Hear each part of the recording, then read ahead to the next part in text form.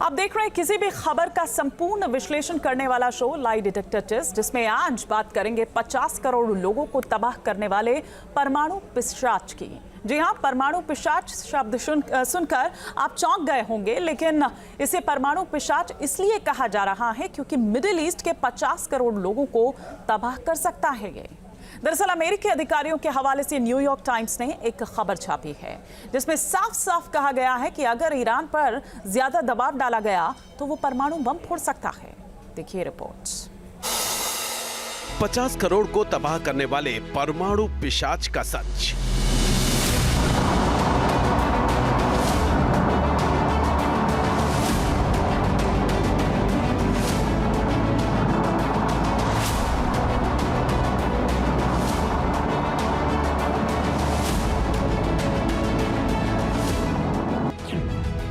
पहला मोहरा पिटा।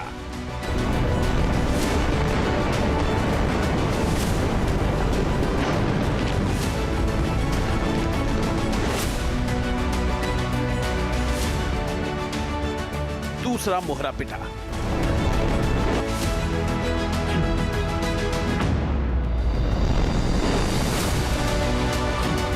अब तीसरा मोहरा भी पिटने वाला है।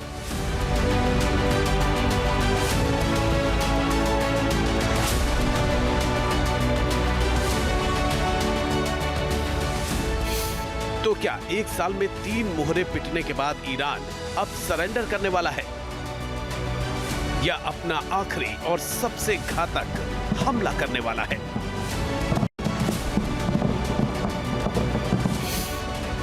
न्यूयॉर्क टाइम्स में छपी खबर की माने तो इजराइल से बदला लेने के लिए ईरान एक ऐसा हमला कर सकता है जो मिडिल ईस्ट के इतिहास में आज तक नहीं हुआ, क्योंकि ये सिर्फ हमला नहीं बल्कि करीब 50 करोड़ लोगों पर सीधा वज्रपात होगा।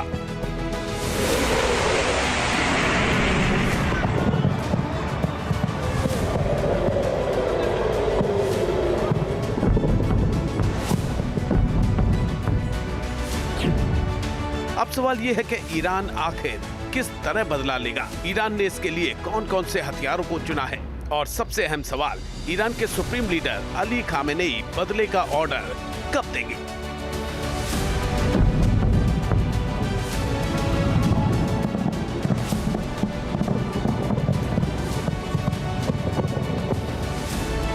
तो इन तमाम सवालों का जवाब भी आपको देंगे, मगर पहले न्यूयॉर्क टाइम्स में छपी खबर की बड़ी बातें जान लीजिए।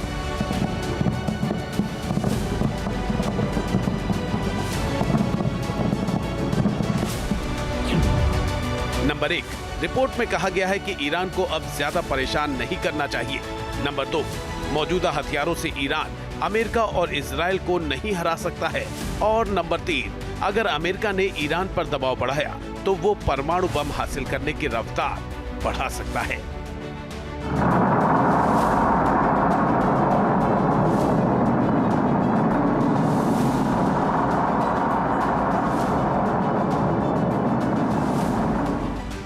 जानकारी के मुताबिक ये रिपोर्ट अमेरिकी रक्षा अधिकारियों की एक मीटिंग से निकले आउटकम को आधार बनाकर छापी गई है, जिसमें अमेरिकी रक्षा सचिव लॉयड जे ऑस्टिन ने कहा कि इजराइल के सैन्य नेताओं ने निष्कर्ष निकाला था कि वायु रक्षा प्रणाली को नष्ट करने से ईरान के नेताओं को डर लगेगा कि तेहरान की रक्षा नहीं की जा सकती। इस वजह से इजरायली सेना ईरान के कई महत्वपूर्ण तेल और पेट्रोकेमिकल रिफाइनरियों को निशाना बनाना चाहती थी, क्योंकि इसके नष्ट होने के बाद ईरान बैलिस्टिक मिसाइलों का बड़े स्तर पर उत्पादन नहीं कर सकता है, जिन मिसाइलों को उसने 1 अक्टूबर को इजराइल पर दागा था। अगर ऐसा होता तो ईरान खुद को असुरक्षित महसूस करता और सुरक्षा के लिए परमाणु बम को आखिरी विकल्प बना लेता। अमेरिकी रक्षा अधिकारियों की इस मीटिंग से एक बात तो साफ है कि ईरान परमाणु बम से ज्यादा दूर नहीं है। गारंटी इस बात की भी मानी जा रही है कि अगर ईरान पर ज्यादा दबाव बढ़ाया तो वो परमाणु बम जैसा विकल्प तलाशने को मजबूर हो जाएगा। आपको बता दें कि अमेरिका और दुनिया भर की एजेंसीज पहले ही ये दावा कर चुकी हैं कि ईरान परमाणु बम बनाने के बेहद करीब है।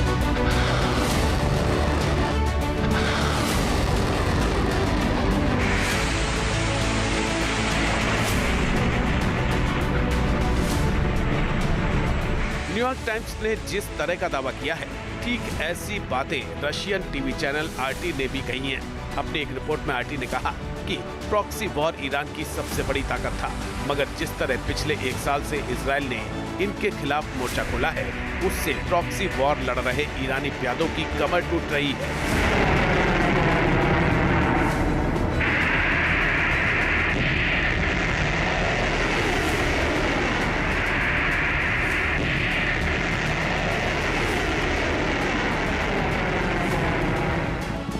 जिससे ईरान पर अपना दबदबा बनाए रखने का दबाव बढ़ता जा रहा है।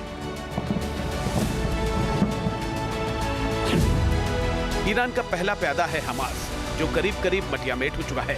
गाजा में अब वो अंतिम सांसें गिन रहा है। ईरान का दूसरा प्यादा है हिजबुल्लाह, जिसके चीफ और डिप्टी चीफ समेत तमाम कमांडर मारे जा चुके हैं।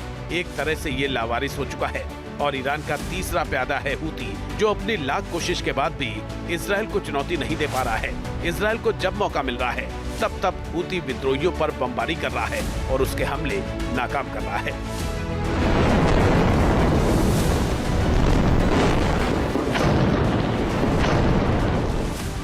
हमास, हिजबुल्लाह और हूती, ये तीनों संगठन ईरान के ही पाले हुए हैं।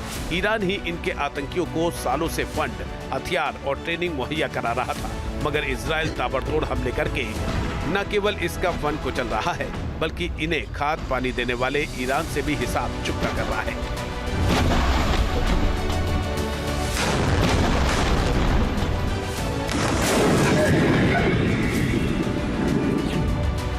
इजराइल जो कर रहा है सो कर रहा है, मगर सवाल यह है कि ईरान क्या करेगा।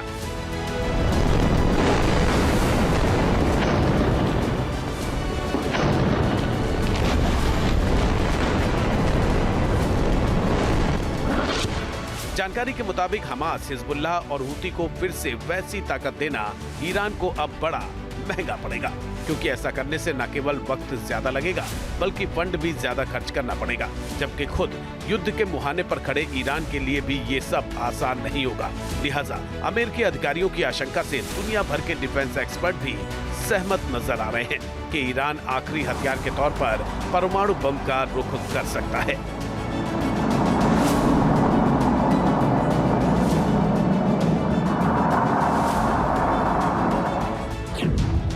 अब सवाल यह है कि क्या ईरान परमाणु बम फोड़ने की हालत में है? ये सवाल पिछले 1 दशक से ज्यों का त्यों बना हुआ है। ईरान के परमाणु बम को लेकर अलग अलग एजेंसियां अलग अलग दावे करती रही हैं। इनमें 3 दावे तो ऐसे हैं कि जो साबित करते हैं कि ईरान परमाणु बम फोड़ने की हालत में है।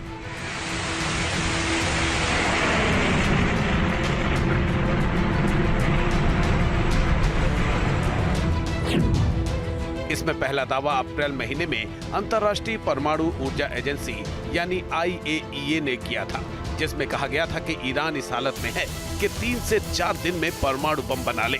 इसके बाद अमेरिकी रक्षा मंत्रालय पेंटागन ने भी जून महीने में आशंका जताई कि ईरान के पास 12 परमाणु बम बनाने लायक यूरेनियम संवर्धित हो चुका है। इसके अलावा इसी महीने 7 अक्टूबर को ईरान में आए भूकंप के बाद अटकलें लगाई गई कि ईरान ने परमाणु परीक्षण किया है। ईरान के परमाणु बम हासिल करने का दावा पहली नजर में इसलिए भी सही लगता है क्योंकि IAEA हो या पेंटागन, इन दोनों की उस रिपोर्ट को आए काफी वक्त बीत चुका है, जिसमें ईरान के बहुत जल्द परमाणु बम बनाने का दावा किया गया। मुमकिन है इतने वक्त में ईरान ने अपना परमाणु कार्यक्रम काफी आगे बढ़ा लिया हो। डिफेंस एक्सपर्ट्स भी ये मानते हैं कि यूक्रेन युद्ध के बाद से हालात काफी बदले हैं। इन 3 साल में रूस ईरान के बेहद करीब आया है। पूर्वी यूक्रेन में हमले के लिए ईरान ने रूस को अपने आत्मघाती ड्रोन्स मुहैया कराए हैं, तो बदले में रूस ने भी ईरान को परमाणु हमला करने में सक्षम अपना Su-35 फाइटर जेट दिया है। आशंका जताई जा रही है कि जिस तरह दोनों देश एक दूसरे के करीब आ रहे हैं, मुमकिन है कि रूस ने ही ईरान के परमाणु कार्यक्रम को रफ्तार दी हो। इजराइल की news website times of Israel ये दावा पहले ही कर चुकी है कि ईरान की जितनी भी न्यूक्लियर साइट हैं, वहां पिछले 6 महीने से काफी हलचल देखी जा रही थी, लेकिन ये साफ नहीं था कि ईरान कौन सी साइट पर न्यूक्लियर विस्फोट की तैयारी कर रहा है। जानकारी के मुताबिक ईरान की कुल 6 न्यूक्लियर साइट हैं। इसमें पहली है पोनेब एटमी रिसर्च सेंटर, दूसरी है नातांज एनरिचमेंट प्लांट, तीसरी है फोर्डो एनरिचमेंट प्लांट चौथी साइट रुदन न्यूक्लियर रिसर्च सेंटर है। पांचवी साइट का नाम शेरिफ यूनिवर्सिटी और टेक्नोलॉजी सेंटर और छठी साइट है Isfahan nuclear fuel research centre. अब अगर यूरेनियम एनरिचमेंट से लेकर के न्यूक्लियर फैसिलिटीज के अपलिफ्टमेंट तक तमाम प्रोग्राम्स ईरान चलाना शुरू करता है तो उसको सहायता की आवश्यकता होगी। फिलहाल दुनिया में दो महाशक्तियां ऐसी हैं जो कि छुप कर ही सही ईरान के पाले में खड़ी हैं। एक तो चीन है, दूसरा ये रूस है। अब ये दोनों परमाणु संपन्न तो हैं, लेकिन ये ईरान को कितनी मदद कर सकते हैं ये देखने वाली बात होगी, क्योंकि तमाम पहलुओं को अगर देखा जाए तो चीन और रूस दोनों ही हथियार जरूर देना चाहते हैं ईरान को अपने डिफेंस के लिए, लेकिन साथ ही साथ जब बात परमाणु हथियारों की आती है तो शायद ये उतने एग्रेसिव नहीं दिखेंगे। दुनिया भर के एक्सपर्ट्स भी ये बात मान रहे हैं कि एटम बम कहीं से भी आया हो, लेकिन ईरान के पास अगर ये महाविनाशक बम मौजूद है तो ये खबर इजराइल के साथ साथ अमेरिका के लिए भी सदमे से कम नहीं है, क्योंकि मौजूदा वक्त में ईरान ने कई ऐसे हथियार बना लिए हैं जो परमाणु बम को लॉन्च कर सकते हैं। इसमें ईरान का सबसे घातक हथियार है खुर्रम शहर 4 नाम की बैलिस्टिक मिसाइल। परमाणु बम दागने वाला ईरान का दूसरा हथियार है फतेह 2 मिसाइल और परमाणु बम ले जाने वाला ईरान का तीसरा हथियार है Su-35 फाइटर जेट।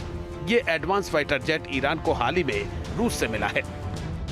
आपको बता दें कि ईरान ने 1 अक्टूबर को जब इजरायली शहरों पर 200 मिसाइलें दागी थी तो उसका बदला लेने में इजरायल को 25 दिन का वक्त लग गया। 25 दिन बाद इजरायल ने 100 फाइटर जेट से सैकड़ों मिसाइलें दागी। अब सवाल यह है कि ईरान इसका बदला कैसे लेगा? क्या वो मिडिल ईस्ट में परमाणु धमाका करेगा? ईरान के सुप्रीम लीडर अली खामेनेई का ताजा बयान इस तरफ इशारा कर रहा है कि ईरान कोई बड़ा हमला कर सकता है। सुनिए जरा।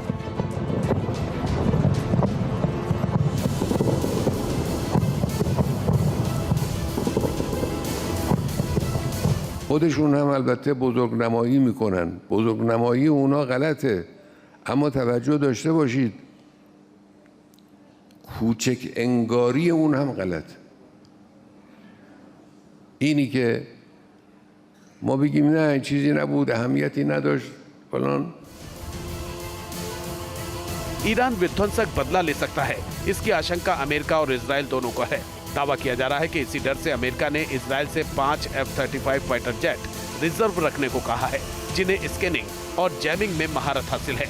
दावा किया जा रहा है कि इन फाइटर जेट्स का इस्तेमाल उन इलाकों की स्कैनिंग के लिए किया जा सकता है जहां से इजराइल पर इंतकामी हमले की आशंका जताई जा रही हो।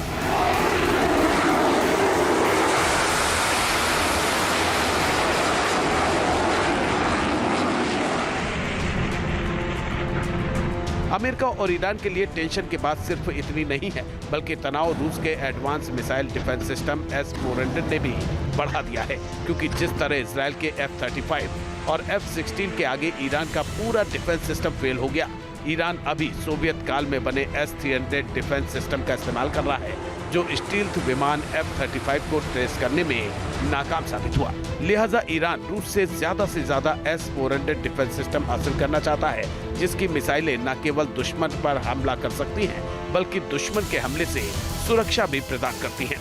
रूस दावा करता है कि उसका ये सिस्टम अमेरिका के F-35 को भी मार गिरा सकता है। हालांकि युद्ध में आज तक अमेरिका और रूस के इन दोनों हथियारों का आमना सामना नहीं हुआ है। अगर रूस ईरान को S-400 मुहैया करा देता है तो मुमकिन है मिडिल ईस्ट में पहली बार दुनिया इन दो घातक हथियारों का आमना सामना होते देखे। Team news nation. News nation अब व्हाट्सएप पर खबरों की ताजा अपडेट के लिए न्यूज नेशन के इस QR कोड को स्कैन करें।